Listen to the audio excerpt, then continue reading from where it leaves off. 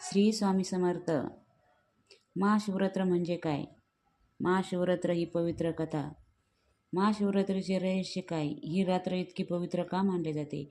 या रात्री जागरण उपवास का केला जातो? शिवपूजा केल्याने नेमकं काय फल मिळतं? चला तर आपण जाणून घेऊ महाशिवरात्रीची दिव्य कथा. महाशिवरात्री म्हणजे शिव आणि शक्ती यांचे मिलन. ही रात्र अज्ञानाकडून ज्ञानाकडे नेणारी आहे, आत्मशुद्धी करणारी रात्र आहे. पुराणानुसार ही रात्र वर्षातील सर्वात शक्तिशाली रात्र मानली जाते, म्हणजे खूप शक्तिशाली रात्र मानली जाते. एकदा ब्रह्मा आणि विष्णूमध्ये वाद झाला, कोण श्रेष्ठ आहे. तेव्हा अचानक आकाशातून एक असीम अग्निस्तंभ ज्योतिर्लिंग प्रकट झाले. दोघांनीही त्या स्तंभाचा अंत शोधण्यासाठी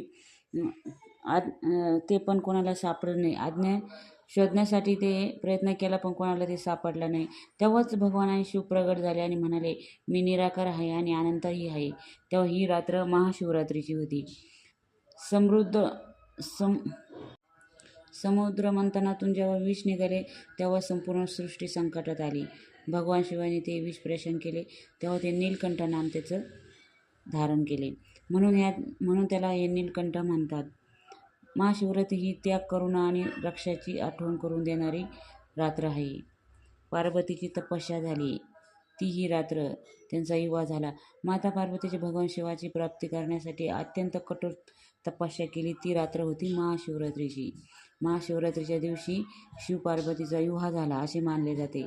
म्हणून ही रात्र गृहस्थासाठी खूप सुखी आणि साधकांसाठी मुक्ती देणारी आहे. महाशिवरात्रीचं काय करायला पाहिजे? उपवास करावा, रात्रभर जागरण करावा, शिवलिंगावर दूध, पाणी, बेलपत्र अर्पण करावं. मंत्र म्हणजे खूप महत्त्वाचा. ओम नमः शिवाय 21 वेळा म्हणावा किंवा 108 वेळा म्हणावा. 11 माळी करावा. ओम नमः शिवाय, ओम नमः शिवाय हा जप केलाच पाहिजे. नमाने शंकर शिव शंकर शंभो असं म्हटलं पाहिजे. वाईट विचार, राग, अहंकार सोडावा. भगवान शिव म्हणतात, मी मंदिरात नाही तर मी भक्तांच्या अंतःकरणात आहे. या महाशिवरात्रीचे आपण आपल्या मनातील अंधार दूर करून शिवतत्व जागरूक करूया. ओम नमः शिवाय ह्या मंत्राचा जप करा. महाशिवरात्रीचे रहस्य: ही रात्री केल्याने शिवकृपा निश्चित प्राप्त होते.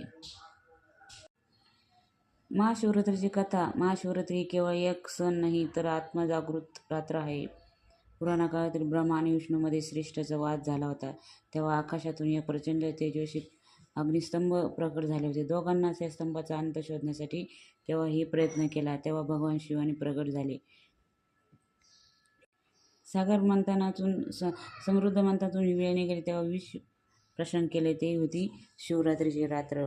माता पार्वतीने शिवची प्राप्ती करून घेण्यासाठी महाशिवरात्री म्हणजे ते तपस्या, करुणा आणि मुक्तीची रात्र मानली जाते.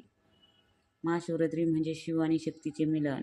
महाशिवरात्री शिवलिंग प्रकट झाले. जो उपवास, जागरण आणि ओम नमः शिवाय